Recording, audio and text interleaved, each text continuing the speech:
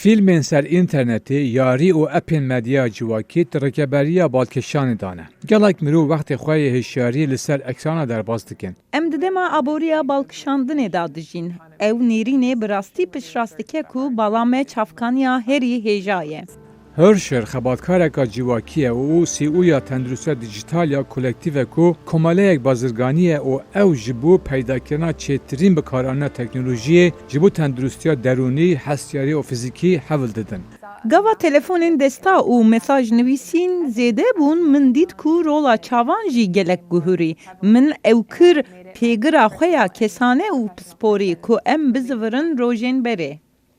رخصتن کلکتیو به ناو امریکا به اینترنت جبو جاهیلان تجربه کامپا به امور پیشکش دیگه. او جاهیلا ماموستای باسکتبولا جاهیلان و هات دست بگیرن جبر کو و دید کو گاوال سر اکران بن یکتیا تیماوی تک دچه. جیانا کو سر اینترنتی در باست به نخوشی نو چه دیگه. یک جوان نوموفوبیایه کو ترسا به تلفن بونیه. تلفن نه تنها جبو جوانان بله جبو مزونا جبوی پچه کلاش مروان. هک بلند بونا دوپامینا و گریدای کلیک نراس و لایکین کو هر دم دهین گوهردن به او گلک خطره.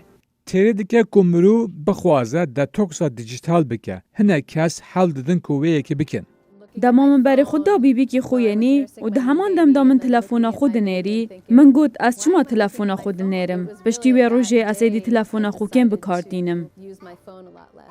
هر شرگود کو جبو گلک کسان قطبونا جه اینترنت گلک ممکن نینه. او هیوی دیگه کو جبو تندرستی خواه مرو تکنولوژی به آوائی که نورمال بکار بینن.